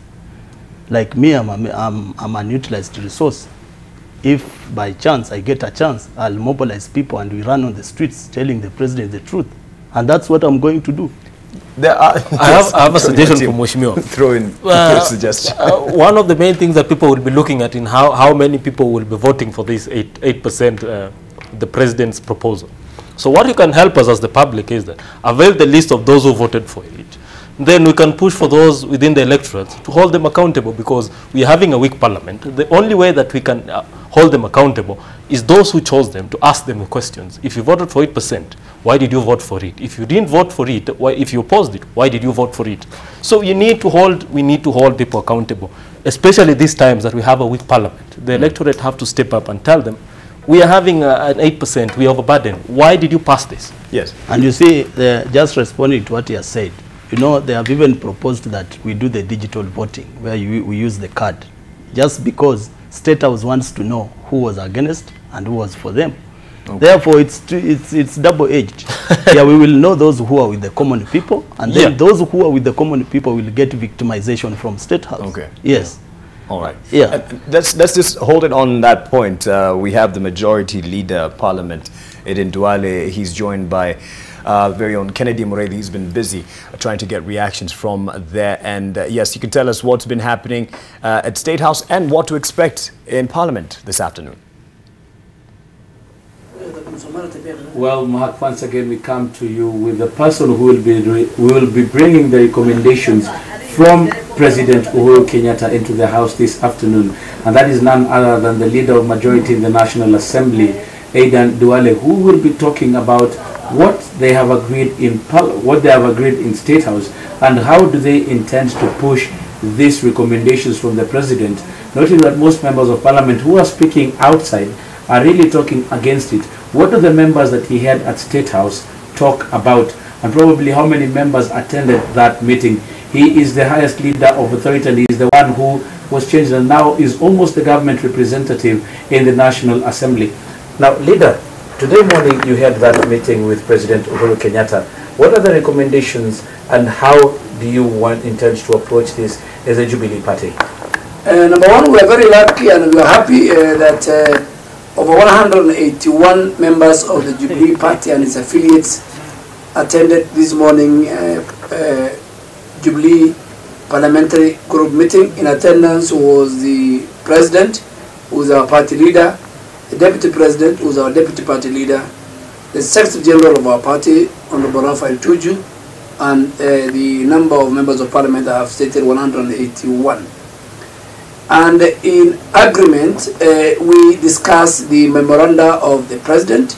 The President took us through the memoranda, and in uniform, we have agreed that the 5 areas that the President is returning to Parliament based on the Finance Bill 2018 in exercise of his powers under Article 115 of the Constitution, we are going to support it. So you can imagine if the Jubilee Party supports the President, then it will be a difficult task for any other member to raise the required 233 members to object the presidential memoranda and referral. 2, we have also discussed about in order to balance the budget in conformity with the PFM Act, so that the budget that we passed on the 14th of June 2018 balances with the revenue available, both projected and donor. We have agreed that this afternoon I am going to table the budget estimates for the appropriation supplementary 2018-2019, and it will be referred to the Budget and Appropriation Committee. So we have agreed at the PG that the Budget and Appropriation Committee will look at how to raise the various cuts from all arms of government, the executive, the county government, Parliament, and other areas. But of course, on the matter of CDF and the National Affirmative Action for the Women Rep, we have also taken a position that will be communicated to the Budget Committee by our respective members from our party. Well, that is very well said, and you've spoken about 5 areas that have been contentious, and including them is the matter of CDF, and members feel like the CDF will be reduced and they will not be able to touch on it. The other matter is the Affirmative Action Fund. There is the matter on housing and the money that is proposed to be taxed, and all that. All these questions, how have you been able I think to... there's a bit of a mixture. What the President is returning, the 5 items he's returning, are 5 items that were in the Finance Bill 2018. So CDF or National Government Fund are not in the Finance Bill. But the Finance Bill deals with taxation measures, how to raise taxes. So CDF and national and the affirmative program for the women reps is sectors that the budget funded. What the president has returned, and it will be communicated to the House by the Speaker through a message from His Excellency the President, are taxes that the House disagreed with the President. One of them is the House in the finance bill said the 16% fuel VAT fuel levy is postponed to 2020. The President is saying, I listen to the concerns of the people of Kenya, and that tax, that VAT on petroleum products will be chargeable at 8%. So the Jubilee Parliamentary Group have endorsed that. Of course, what the other thing which is in the President Memorandum is the housing and other small other issues. So this afternoon we will know that. Those are now, the memorandum has nothing to do with the CDF. Now, in order to balance the budget, because this budget, and the House is aware, has certain deficit. It has a shortfall. It has a hole. For us to fill that hole, to fill that gap or that shortfall, because we are not providing how that amount is to be financed, then the Budget and Appropriation Committee will look at how to reduce budgets of other key sectors in government, in the national government, in the county government, in Parliamentary Service Commission, and in other sectors of government, including constitutional office holders. And that is the function of the Budget and Appropriation Committee, in which we have given direction to our members who sit in that committee. Then there's now, coming back to this finance bill, the Finance Bill 2018, and members of Parliament now feel like most of them whom we are talking to are saying that their constituents have sent them with regards to the 8%, and it's not a reduction from 16% per se, but it is an increase from 0 to 8%. How have you been able to tackle this as a party so that you come and communicate it to other members and understand it better? 181 members of Jubilee Party who are convinced beyond reasonable doubt by our party leader, by our deputy party leader, on the rationale behind the 8% VAT on petroleum products. 181 is a very, very critical number, my friend. And that number plus ourselves, who are in the leadership, will go out and convince our colleagues from the NASA side. So that is my work. And you know, fundamentally, the House is under obligation, under this system, after the 2010 Constitution. The National Assembly has the powers of the budget making process. And the House cannot make a budget that is not balanced. In fact, it will be illegal for the President to sign a finance bill or an appropriation bill, budget appropriation bill, on a budget that is not balancing. It will be committing an illegality, and that is why we have recalled the House for a special session to correct those illegalities.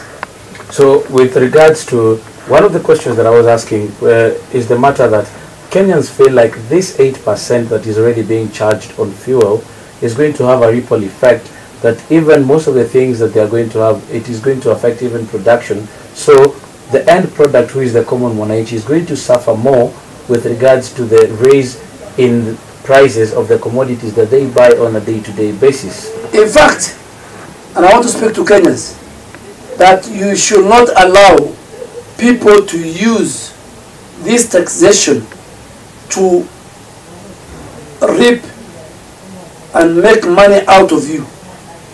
If this 16% is charged today on petroleum products, the requirement, the parallel analysis done by ERC and the budget and NTSA, it is equivalent cost on 16% was about 7 shillings. So if you are charging transport between point A to point B, you are charging 100 shilling, you're supposed to charge 107 shilling. But what's happening now? Transporters and all other people are charging 40–50%. Now that the president has reduced that to 8%, the amount to be charged will be about 3 shilling or 4 shilling above what was being charged before. So this thing of ripple effect is not there. And every economy must raise resources to implement serious projects. We must pay for free primary education. We must pay for free secondary education. We must connect more people to electricity. We must pay our national debt. We must increase the equipment available in hospitals. We are providing maternal health care. In the last 5 years, this government transferred more than 1 trillion shilling to county governments. So you cannot compare this administration to the previous administration of President Kibaki, which didn't have a devolved system of government. Well, thank you very much, Majority Leader. Now, as we've been told, is that ODM is almost coming on to tell us what they have said or what has transpired at that particular point. Right now, it's back to you, Mark, in studio. Thank you, Kennedy Morethi. As that State House Parliamentary Group meeting was going on, there was another one at Orange House, that is ODM, or Orange House ODM members of Parliament. Let's get some quick reactions. Is it honest what you've heard? Does it add up? No, doesn't add up. Right? Yeah. Why? Because he's talked about, you know, the increments by business people. Yeah. He talks about that if the increase on fuel is 7 shillings, so your fuel, your transport should go by 7 shillings. So it's a fuel, it's taxed per litre. So it depends on the consumption of a car that uses, the kilometer they use. So that's how you factor in the increase in cost. Yes. So CDF, he's talked about CDF. Sorry, just quick reactions as we wrap up. I think the majority leader is just trying to defend the president, and mostly is not factual in his argument. Because when he talks of the CDF, that they are moving the increment, already the budget was passed. So the increment is part of CDF. All right, let's listen in to Mbadi now. Which was chaired by the NASA leader, Raila Amolo Odinga. We were basically discussing one agenda of the president's memorandum and the possible proposals on a supplementary budget estimate that is likely, the two documents are likely to be tabled in Parliament this afternoon. We have discussed, because the president memorandum has not been made public, but in terms of communication on the floor of the House. But already the contents of the same are known to us, and we have discussed as a party and taken a position as coalition of NASA. And therefore that position that we have taken will be supported by NASA coalition on the floor of the Parliament this afternoon, but more particularly on Thursday when the debates will come up. I want to ask our Chief Whip of NASA to read our resolutions, and then I will close. Thank you. Thank you, Chairman. Thank you, the Minority Leader. This is the statement by the NASA Parliamentary Group on taxation measures. The Parliamentary Group of the National Super Alliance meeting today, under the chairmanship of Party Leader Right Honorable Raila Odinga, resolved as follows. 1. That NASA recognizes and appreciates the precarious situation the country is in with regard to meeting its development needs through the budget. 2. The party further recognizes, the coalition further recognizes the suffering Kenyans are going through as they feel the pinch of rising cost of living that has been worsened by taxation measures adopted by the government. 3. That the pinch and resulting from taxation run hand in hand with the people's expectation for improved services and accelerated development in critical areas like roads, schools, hospitals, electricity, and housing, among others. 4. In light of the need to address the suffering of the people, while ensuring development is also delivered, we recognize and appreciate that there was a bilateral support for our attempt to remove VAT altogether, and the President was able to meet us halfway, lowering the tax from 16% to 8%. Therefore, NASA offers its conditional support for the initiative to cut VAT from the initial 16% to 8%. 5. We see that the cut being in line with our earlier attempt in the National Assembly, we have to have the VAT scrapped altogether. 6. Our support is, however, conditional. We offer support for the VAT for a period of 1 year. 7. NASA is making certain key proposals. If the government makes a genuine effort to implement those proposals, we will agree to sit down and negotiate the extension of VAT for another year if that will still be necessary. 8. NASA believes that if these proposals are implemented, there will be no need for extension of VAT beyond 1 year. 9. However, if nothing is done on these proposals, NASA will remove a motion in the next budget to scrap VAT on fuel entirely like it did this time. Our proposals are as follows. 1. During this 1 year, we would like to see genuine austerity measures across the board. These austerity measures must include A. Elimination of extravagance. All public expenditure should be economical and be sensitive about the harsh financial times. We don't want to hear of people traveling first class on public funds because of medical conditions. B. Elimination of waste. We must now make a genuine attempt at eliminating waste in government. There are too many practices and purchases that are wasteful because they are necessary or duplicative and often simply egoistic. We want to see families across the country. We want to see the government live within its means.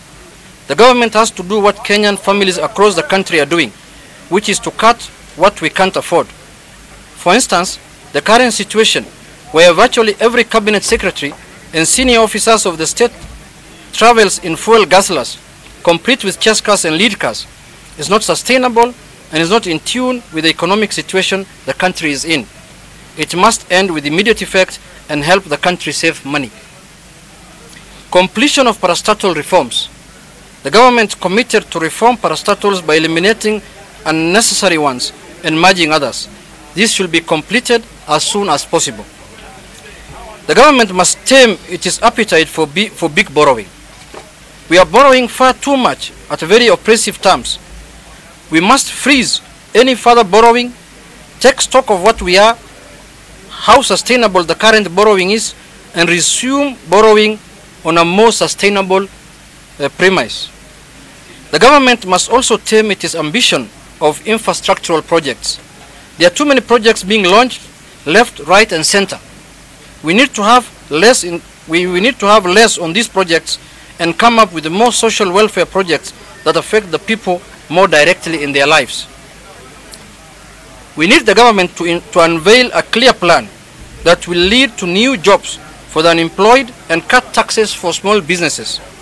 As a coalition, we will support such a plan when brought to Parliament.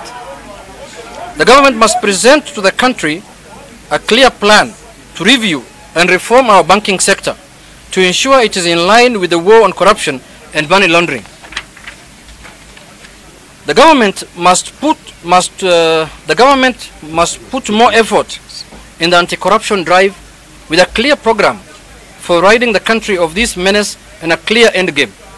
Specifically, NASA wants to see more speed in the investigation of cases and in the approval of indictments. There is a clear slowdown of the fight. We want to see it multiplied tenfold. Prosecution needs to begin, and we expect that there will be convictions. We recommend the creation of a special anti-corruption court, or enhance it if it is there, to deal with the corruption with the same vigor manifested by the DPP and the DCI. Those courts should preferably operate round the clock. If need be, the government should appeal for help that will aid rapid prosecution, especially from Commonwealth jurisdictions. There is yet no definite program to recover stolen funds. Those funds run in the billions and will easily fill the hole in our budget and finance a number of our development needs. Switzerland and the United Kingdom have offered to repatriate corruption proceeds in their country. We need to see serious efforts by the government to follow those offers. The government must also rope in more countries where our stolen money is stashed and ensure those monies are repatriated. We are strongly opposed to the current situation where Kenyans have to go back to their pockets to meet our development needs, while lords of corruption continue to enjoy its proceeds without breaking any sweat.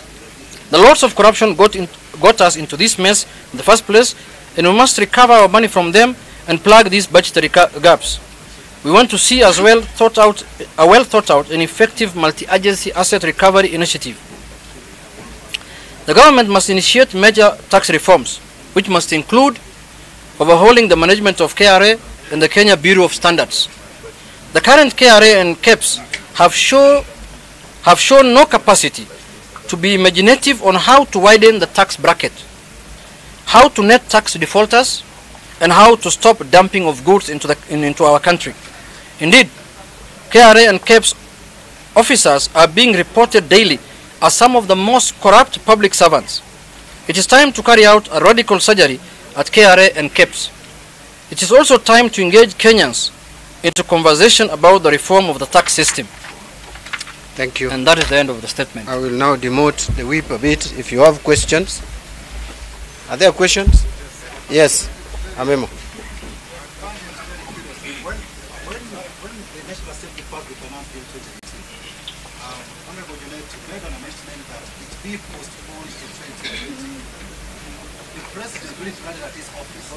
He suggested to Parliament sneak in an amendment where he brought in this 8% VAT. It's like the executive is legislating for Parliament. Why have you accepted the executive position in this particular matter? So can I answer that quickly? First of all, you need to know the legislative process in this country.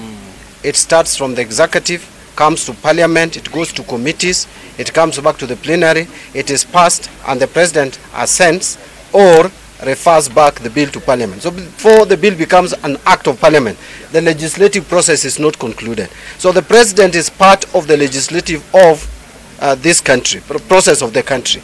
So why, probably what you wanted to ask is why NASA has accepted the President's approval. And we have said this, and I want to make it very clear, that this is after serious consultations. We have even engaged the minds of our experts. We have professionals have put their heads together, and we have allowed our members also to express themselves. But in the end, we have also realized that the President is at some predicament. Why? Because we are discussing revenue-raising measures late in the day when already the budget is approved. Therefore, hence, we have given the government that space of 1 year as they carry out some reforms, within which time we hope things will be done properly. Finally. Yes, Sam. Can you come?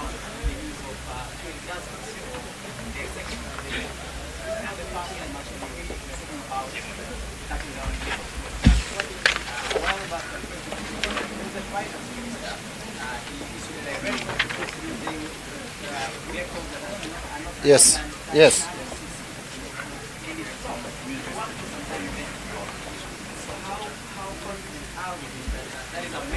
Two things. Quickly, two things. That's why we said we would like to see genuine austerity measures. We are alive to the fact that there have been attempts at austerity measures. This PG, probably we have not captured it in our statement, but the PG has also decided that our caucuses, the members of the Finance Committee and the Budget Committee, are going to form themselves into a caucus to look at these measures that we have proposed and see the ones that can be brought before Parliament in terms of legislation or in terms of proposals to cut the budget. So we are not just going to leave it to the executive or Jubilee. We are also going to, as NASA, to take steps. Thank you very much. Thank you so much. That having been said, let's conclude with my panel on your reactions from that. First of all, I think it was an ODM PG, not a NASA PG. All right. Yeah. Then secondly, you see they are giving conditions that they'll support for 1 year. So it needs to be amended. And I'm not seeing the time for amendment. Therefore, I think it's just a strategy of them saying no unless you amend to 1 year. Yes. And then secondly, you can prove from what the whip was reading that the opposition is very weak because they are giving in to government side. Okay. They are trying to support the government, and the government is trying to humiliate the common Kenyan. And therefore, my stand is that I'm for no. I'm still there, and I'm not moved by the purported NASA resolution. It was an opportunity to stand the test of being independent for legislators. Yeah. Your reaction? My reaction, number one, is that the taxpayer is on his own, according to the NASA statement. Second is that there needs to be a clarity here about an impending unconstitutionality. Is that when that memorandum comes to Parliament and they fail to get 2/3 to overturn it, those who are opposing like him, it needs that if it goes through, it means that we go back to a default setting. It's not that memorandum passes as law, because it's not a legislation. It doesn't go through the legislation process. Yes. So a new bill has to start afresh on the new requirement. So we go to a default setting is that Robin Hood tax will not be there, but the 16% VAT comes into effect. Yes. All right. Yes. Thank you, gentlemen, for your time. Tony Watima, our resident economist, I may call you, and Mheshimiwa Budgetary Member of Parliament, that is Tindi Mwale. Thank you for your time and candid discussion on this. We'll be watching at 2:30. We'll be live from Parliament. I'll also be back in a couple of minutes with the 1 o'clock news updates.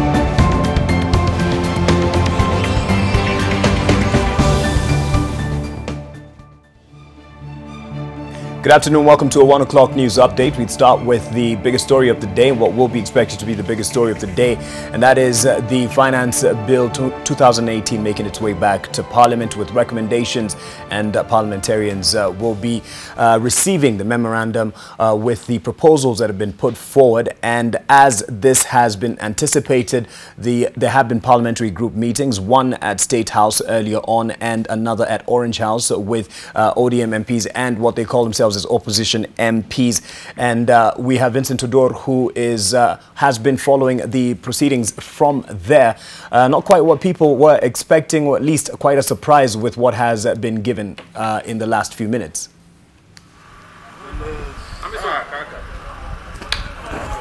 Absolutely, the NASA Parliamentary Group meeting has just ended a few minutes now, and they have been able to come up with certain resolutions under the chairmanship of the ODM party leader Raila Odinga, who chaired the meeting this morning up to a few minutes from now. And basically what they have decided is that as members of the NASA coalition, the opposition coalition, they are going to support President Uhuru's reservations, especially his memorandum on the reduction of VAT tax from 16% to 8%. They are saying they are going to support this move for a period of 1 year. Therefore, their support is conditional. They are saying they are going to support that recommendations for a period of 1 year, pegged on certain recommendations or proposals they have made that the government has to work on for them to keep supporting them. And they're saying if within that period of 1 year the government fails to implement some of the proposals they have brought forward, they are going to bring a motion before the House and basically seek to scrap off completely any VAT tax on petroleum products. One of the things that they want the government to do is basically to make sure that the government lives within its means. This is in terms of the government, taming its high appetite for borrowing and also removing things to do with wasteful or wastage of public resources in government, and also bringing about tax reforms and also doing an overhaul when it comes to the management of Kenya Revenue Authority and KEBS. So such things, further to which they are saying they are going to withdraw their support and call for the scrapping off completely of the VAT tax on petroleum products. Now I'm taking you back to studio. Vincent Tudor, thank you for that. Earlier on, we had Kennedy Mureithi talking to the leader of Majority, and they were definitely talking about a support of at least 181 members of Parliament. Well, you've heard what has happened, Mureithi, at Orange House, and it seems that the numbers game has already been played. Yes, very well said, Mark Masai, is that the numbers game have really been played. And right now, both coalitions, that is the Jubilee Party and the National Super Alliance, will now support the 8% VAT proposed by President Uhuru Kenyatta. There has been a lot of hue and cry since yesterday as members of Parliament came to media in an effort to persuade Kenyans that they will not support the 8% VAT, but now we'll see who has the day. There has always been a saying that political parties belong to individuals, and that statement has really come to pass today when members of Parliament who have been agitating for this matter have now have no other choice other than to support what their party leaders have been saying. The leader of Majority in the National Assembly, Eden Duale, has taken us through what they have been called upon to say in State House. And come Thursday, this will just be a walk in the park, as the 233 members required to overturn a presidential memorandum will not be met, coming from what has been said. Probably between today and Thursday, when that matter will be coming up for voting, there will be serious lobbying from the leaders of the particular parties in this National Assembly, when they will be called upon to support the recommendations from President Uhuru Kenyatta. Now, it will be interesting that members of Parliament who have been talking against this matter have been saying that the people who voted them to Parliament did not want this increase from 0 to 8%. But President Uhuru Kenyatta has made a passionate appeal insisting that development has to be made, and they have no other choice other than to support the 8% VAT. You'll remember yesterday, even in our commentary, we say that probably these members of parliament want to speak from the top of their voices, but remember, the owners of the party have now spoken, and Parliament will have no other choice other than to rubber stamp the recommendations of President Uhuru Kenyatta, who has said why these recommendations have to be brought to Parliament. Back to you, Mark. The outlook for the morning has been the lobbying and giving a forecast of what is clearly going to happen in Parliament at 2:30. Something else that's been developing is the story on the probe going on at Pumwani Maternity Hospital, and Charity Mwangi has been following up on that. Earlier, there was the expectation that the Health CS would be given an address on this. I don't know whether this has happened. Thank you very much, Mark. We are still camped at the Pumwani Hospital alongside other members of the Fourth Estate. We were expecting the Cabinet Secretary Health to be here, Cecily Kariuki, but she is yet to arrive, and so we will be waiting for her address, if she will address us today. So far, we have been promised by the CEC Health at the county, Veska Kangongo, that she will address us following a meeting with her officials, and she has also promised to give us a tour of the hospital. We will be sure to zoom into what is happening, the services that they are delivering here. We are looking to see the shortcomings that this hospital and their staff are facing in the execution of their mandate. And so anytime from now, we are expecting county officials and the CS, if she will have already made her way here, to address us and give us an update of the investigation in regards the discovery that was made yesterday by the Nairobi Governor Mike Mbuvi Sonko in regards the dead infants, 10 in number, more than 10 actually, who were discovered in a room in 3 boxes. And so we are very keen on finding out the challenges that some of the staff members have been sharing with us, and we'll be bringing that information to you in our subsequent bulletins. Mark.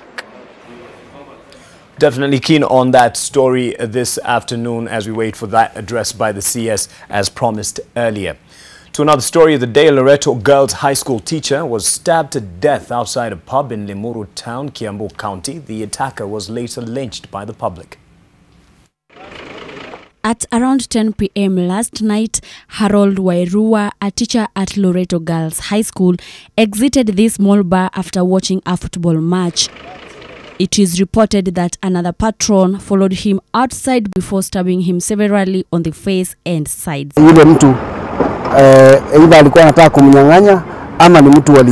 police confirmed the incident, adding that the attacker was lynched as he fled the scene of crime. The members of public to be very alert as they get back to their homes, and let them report any suspicious cases. And since we have given our contacts with them, let them talk to us so that we can be able to help them, to provide them with security as they get back to their homes. The 2 bodies are at Tigoni Hospital Mortuary in Limuru. Achieng Wembley, NTV. The National Police Service Commission has assured junior police officers that promotions will be strictly on merit and transparency.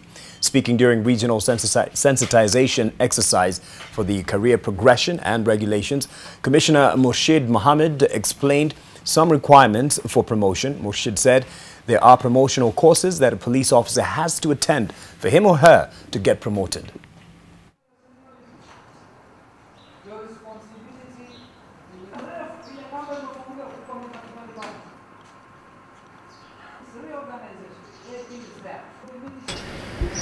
A lot of promotional courses undertaken in the service.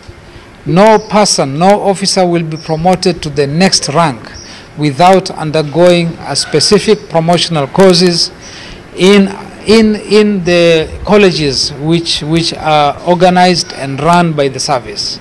And that is why and how promotions become clear, they become of merit. The Kenya Plantation and Agricultural Workers Union has today signed 2 collective bargaining agreements with Agricultural Cultivation and Manufacturing Company Kakuzi Limited to cover terms and conditions for all the unionizable employees of Kakuzi Limited. The agreement offers workers 18% and 20% salary increment for the 2016-2017 and 2018-2019 financial years, respectively, as part of efforts by the Central Organization of Trade Unions to cushion workers from the harsh economic situation in the country. We want to appeal to others who have not joined for the purposes of taking care of our workers to make sure that they join the agricultural employers. Demonstrators flooded the Ethiopian capital Addis Ababa, blocking roads and shutting businesses in an explosion of anger following the killing of 23 people on the city's outskirts over the weekend. The unrest in Ethiopia's largest city was the latest instance of ethnic violence to challenge Prime Minister Abiy Ahmed, who has undertaken aggressive reforms.